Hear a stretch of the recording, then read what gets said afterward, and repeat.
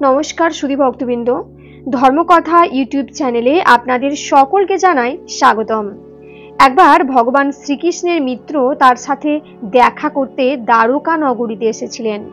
ভগবান শ্রীকৃষ্ণ তাকে স্বাগত জানান এবং তার আগমনের কারণ জিজ্ঞাসা করেন। শ্রীকৃষ্ণের সখা বললেন, হে কেশব, তুমি সর্বজ্ঞ, তুমি সবকিছুই জানো।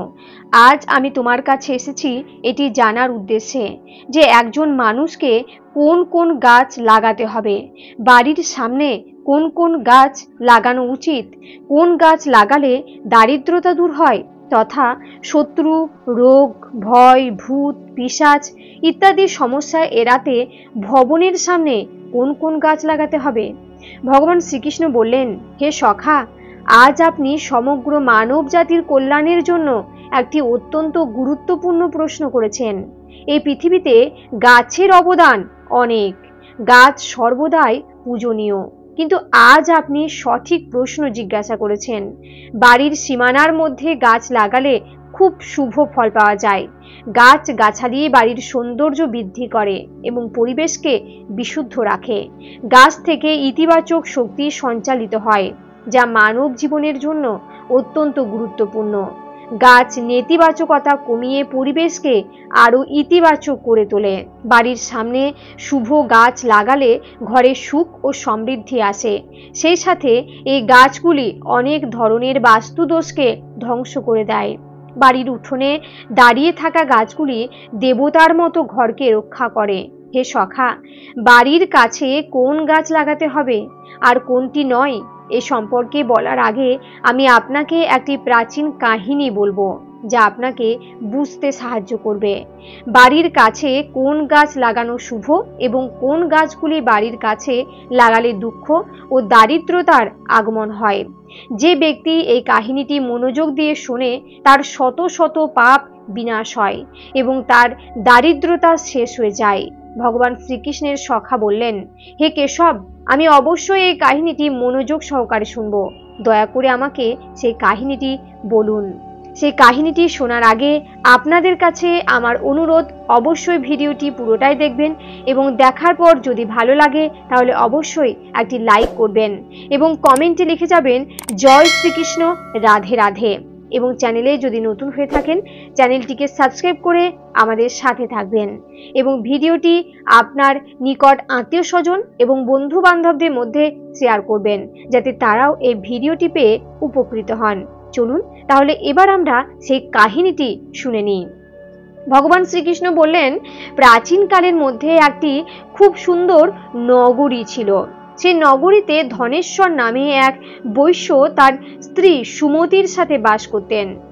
ধনেশ্বর ভগবান বিষ্ণুর পরম ভক্ত ছিলেন এবং তিনি প্রতিদিন ভগবান বিষ্ণুর পূজা করতেন। ধনেশ্বরী স্ত্রীও সদাচারী এবং গৃহকাজে দক্ষ ছিলেন। তাদের ঘরে ধন সম্পদের কোনো অভাব ছিল না। এভাবে অনেক দিন কেটে যাবার পর ধনেশ্বরের স্ত্রী, যার নাম সুমতি, তিনি কয়েকটি গাছ বাড়ির উঠোনে লাগিয়েছিলেন এবং প্রতিদিন সেই গাছগুলোতে জল দিয়ে তাদের সেবা করতে শুরু করেছিলেন। কিন্তু ধনেশ্বরের স্ত্রীর বৃক্ষরোপণ সম্পর্কে কোনো জ্ঞান ছিল না। তিনি নিজের পছন্দের মতো গাছ বাড়িতে লাগাতেন এবং না জেনে বাড়ির উঠোনে অশুভ গাছ লাগিয়ে ফেলেন, যার কারণে বৈশ্য ধনেশ্বরীর ব্যবসায় বিরাট ক্ষতি হতে থাকে। তার বাড়িতে প্রতিদিন ঝগড়া হতে থাকে। স্বামী স্ত্রীর মধ্যে বারবার ঝগড়া হতে থাকে। তাদের দুজনের জীবনে অনেক সমস্যাও আসতে থাকে। ধনেশ্বরের পুরো ব্যবসা ডুবে যায় এবং তার সমস্ত ধন সম্পদও ধ্বংস হয়ে যায়। এখন ধনেশ্বরের কাছে শস্য কেনার মতো টাকাও ছিল না। সে ক্ষুধার্ত থাকত, যার কারণে তার স্ত্রীও রেগে যেতেন। সে তার স্বামীকে কিছু কাজ করতে বলেন। তারপর ধনেশ্বর কাজ চাইতে গ্রামে ঘুরতে থাকে, কিন্তু কোথাও কাজ পায় না। সে এসে তার স্ত্রীকে বলল, আমাকে কেউ কাজ দিচ্ছে না, এখন আমি কোথায় কাজ খুঁজবো? দুজনেই সম্পূর্ণ অসহায় ছিল। তাদের দুজনেরই কিছু করার ছিল না। ধনেশ্বর তার স্ত্রীর সমস্ত গয়না বিক্রি করে যা কিছু খাবার পেত তা দিয়েই পেট ভরত। এইভাবে বাড়িতে অশুভ গাছ লাগানোর কারণে তাদের জীবনে চরম দারিদ্রতা এবং সংকট আসতে থাকে। কিন্তু তারা নিজেরাও এ কথা জানতেন না। তারপর একদিন এক সাধু মহাত্মা ধনেশ্বরের বাড়িতে আছেন। সাধুকে দেখে ধনেশ্বর নমস্কার করে বললেন, হে সাধু মহারাজ, আপনাকে এই দরিদ্র ঘরে স্বাগত জানাই। বলুন, আমি আপনার জন্য কি সেবা করতে পারি? সে সাধু মহারাজ বললেন, আমি তীর্থযাত্রায় বের হয়েছি এবং আমি বিশ্রামের জন্য একটি জায়গা খুঁজছি। যদি আপনার আপত্তি না থাকে তাহলে দয়া করে আপনার বাড়িতে আমাকে একটু জায়গা দিন। আমি অনেক দিন ধরে ক্ষুধার্ত, যদি আমি কিছু খাবার পাই তাহলে আমার খুব উপকার হয়। সাধু মহারাজের এই কথা শুনে ধনেশ্বর বললেন, হে সাধু মহারাজ, আপনাকে দেখে একজন ধার্মিক আত্মা মনে হচ্ছে। আপনার মুখমণ্ডলী একটি দিব্য জ্যোতি দেখা যাচ্ছে।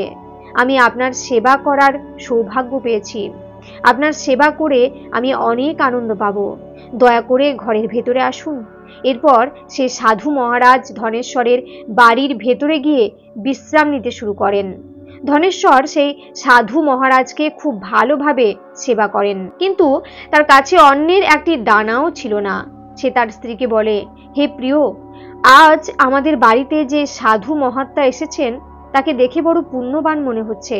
আমাদের উচিত তার জন্য কিছু খাবারের ব্যবস্থা করা। আমি গ্রামে গিয়ে কারো কাছে কিছু টাকা ধার নিয়ে আসি। এই কথা বলে ধনেশ্বর গ্রামের এক ব্যবসায়ীর বাড়িতে যায় এবং তাকে কিছু টাকা দেওয়ার জন্য অনুরোধ করে, কিন্তু সেই শেঠ টাকা দিতে অস্বীকার করে এবং বলে, তোমার কাছে এক পয়সাও নেই, তুমি আমার টাকা কিভাবে ফেরত দেবে? ধনেশ্বর বলে, শেঠজি, দয়া করে আমাকে কিছু টাকা দিন, আমি শীঘ্রই আপনার টাকা ফিরিয়ে দেব। যদি আমি টাকা ফেরত না দিতে পারি তাহলে আমি আমার বাড়ি আপনাকে দিয়ে দেব। ধনেশ্বরের এই কথা শুনে শেঠজি তার প্রতি একটু করুণা বোধ করে এবং তাকে টাকা দিয়ে বলে, হে বৈশ্য, যদি তুমি টাকা ফেরত না দাও তাহলে তুমি নিজেই তোমার বাড়ি আমার হাতে তুলে দেবে। তারপর ধনেশ্বর শেঠের কাছ থেকে টাকা নিয়ে বাজার থেকে চাল, আটা, সবজি ইত্যাদি কিনে তার বাড়িতে ফিরে আসে। তখন তিনি তার স্ত্রীকে বলেন, হে প্রিয়, তুমি সাধু মহাত্মার জন্য খাবার তৈরি করো। তখন ধনেশ্বরের স্ত্রী ভোজন তৈরি করে সে সাধু মহাত্মাকে পরিবেশন করে। সে সাধু মহারাজ খাবার গ্রহণ করার পর তিনি ধনেশ্বরকে বললেন, হে ধনেশ্বর, তোমার ভক্তি এবং শ্রদ্ধায় আমি খুবই খুশি হয়েছি।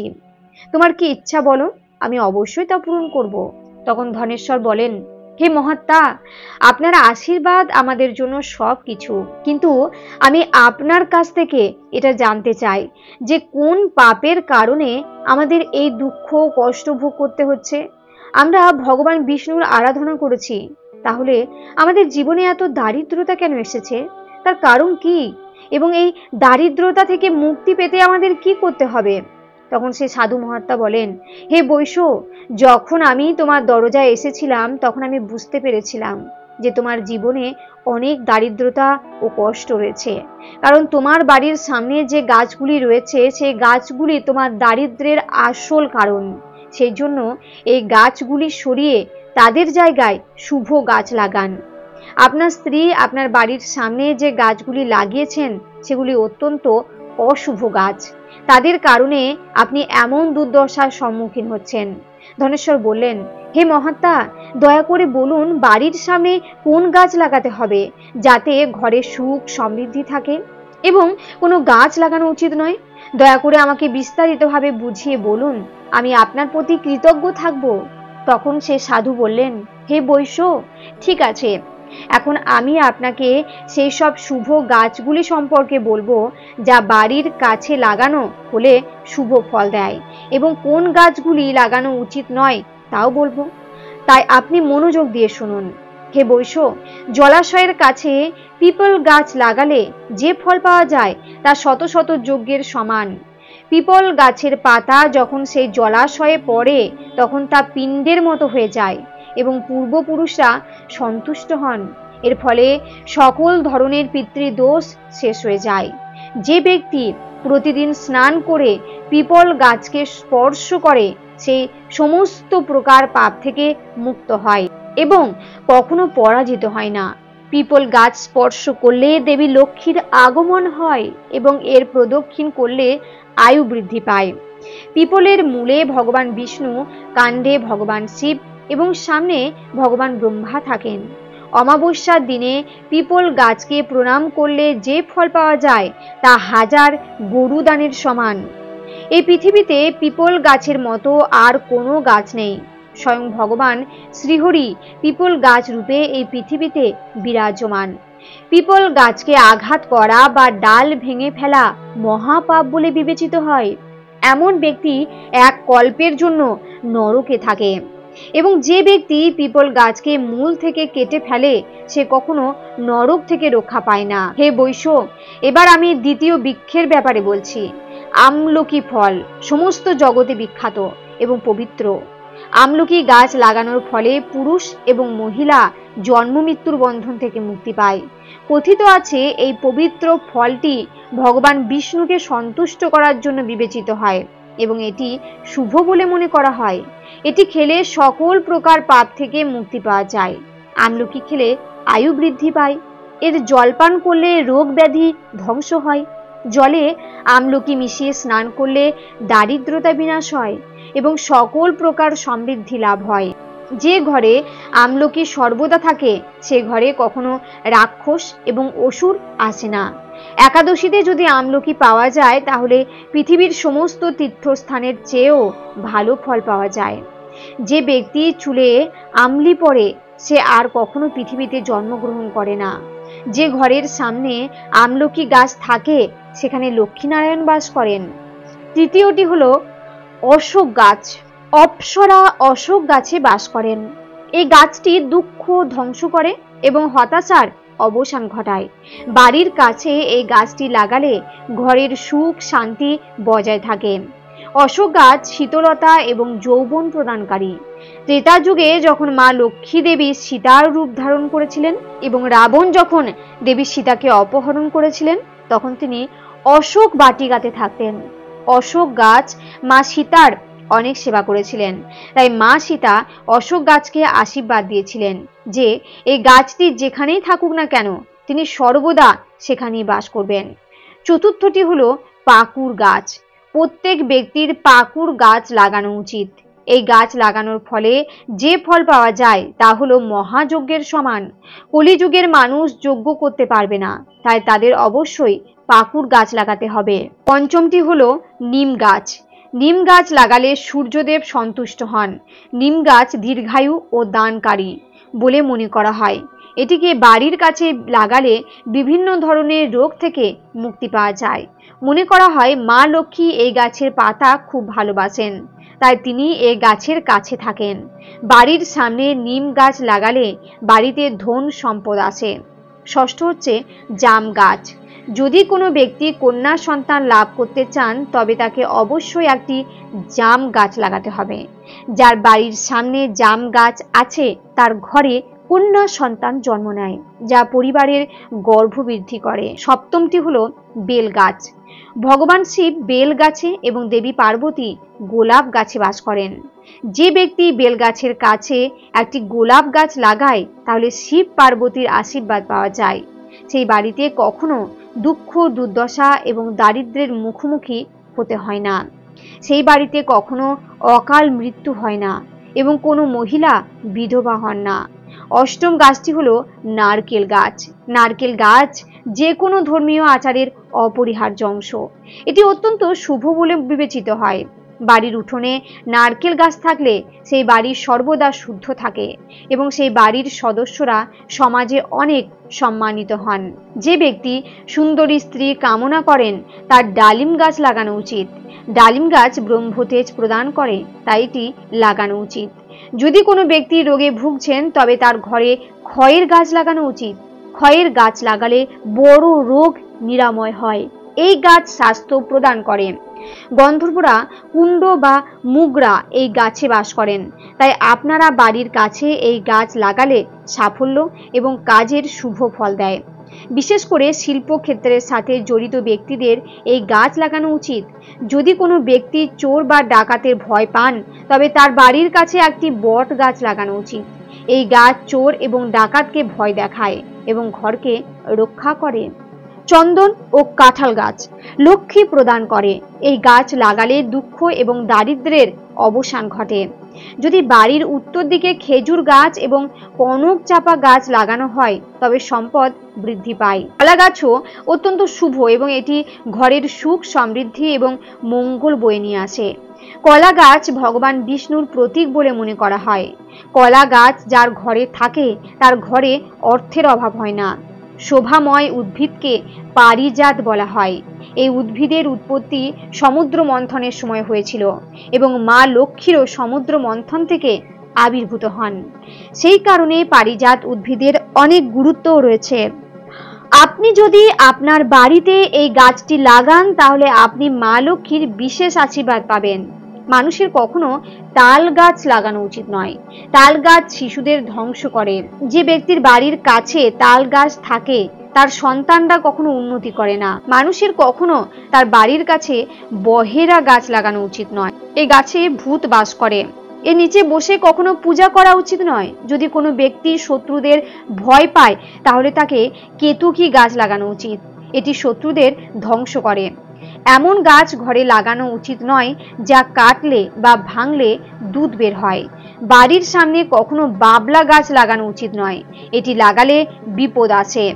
বাড়ির সামনে বড়ই গাছ লাগানো উচিত নয়। এটি লাগালে সম্পদের নেতিবাচকতা বৃদ্ধি পায়। কোনো ব্যক্তি তার বাড়ির সামনে পেঁপে গাছ লাগানো উচিত নয়। এই গাছ লাগালে সম্পদ নষ্ট হয় এবং দারিদ্রতা আসে। যদি পিপল গাছ বাড়ির পূর্ব দিকে থাকে তাহলে ঘরে দারিদ্রতা বিরাজ করতে পারে। যদি বট গাছ বাড়ির পিছন দিকে থাকে তাহলে ঘরে দীর্ঘ সময় ধরে শোকের সময় থাকে। যদি দক্ষিণ দিকে তুলসীর গাছ থাকে তাহলে সন্তানদের কষ্ট সহ্য করতে হয়। যদি কোনো মৃত গাছের ছায়া বাড়িতে পড়ে তাহলে তা মৃত্যুর ইঙ্গিত দেয়। মৃত গাছটি অবিলম্বে উপড়ে ফেলা উচিত। সাধু মহাত্মা বললেন, হে বৈশ্য, এইভাবে আমি আপনাকে এই সমস্ত শুভ এবং অশুভ গাছের ব্যাপারে বললাম, তাই আপনি এই গাছগুলি লাগান এবং ঈশ্বরের আশীর্বাদ পান। ধনেশ্বর বললেন, হে মহাত্মা, আপনি আজ আমাকে মহান জ্ঞান দিয়েছেন, আমি আপনাকে ধন্যবাদ জানাই। তারপর সাধু মহাত্মা ধনেশ্বরকে আশীর্বাদ করেন এবং সেই স্থান থেকে অদৃশ্য হয়ে যান। ধনেশ্বর এবং তার স্ত্রী সাধু মহাত্মাকে হঠাৎ অদৃশ্য হতে দেখে অবাক হয়ে যায়। তারপর তারা বুঝতে পারেন যে স্বয়ং ভগবান বিষ্ণু তাদের বাড়িতে এসেছিলেন। তারপর ধনেশ্বর সাধু মহাত্মার নির্দেশ অনুসারে তার বাড়ির সামনে অনেক শুভ গাছ লাগান, যার ফলে হঠাৎ করে তিনি প্রচুর ধন সম্পদ পান এবং তাদের দারিদ্র ধর হয়। ধনেশ্বর এবং তার স্ত্রী ভগবান বিষ্ণুকে ধন্যবাদ জানাতে শুরু করেন। তারপর ভগবান শ্রীকৃষ্ণ বলেন, হে সখা, এইভাবে আমি আপনাকে শুভ এবং অশুভ উভয় গাছের বিষয় বললাম। এখন তুমিও যাও এবং তোমার ভবনের কাছে এই গাছগুলি লাগাও। এইভাবে ভগবান শ্রীকৃষ্ণ ভবনের কাছে লাগানো শুভ এবং অশুভ গাছের কথা বললেন। আশা করি আপনাদের এই কাহিনীটি ভালো লেগেছে। যদি ভালো লেগে থাকে তাহলে অবশ্যই ভিডিওটিতে একটি লাইক করে দেবেন এবং কমেন্টে লিখবেন জয় শ্রীকৃষ্ণ, রাধে রাধে। আর চ্যানেলে যদি নতুন হয়ে থাকেন তাহলে চ্যানেলটিকে সাবস্ক্রাইব করে আমার সাথে থাকবেন। সকলেই ভালো থাকুন, সুস্থ থাকুন। দেখা হবে আবার পরের একটি ভিডিওতে। নমস্কার।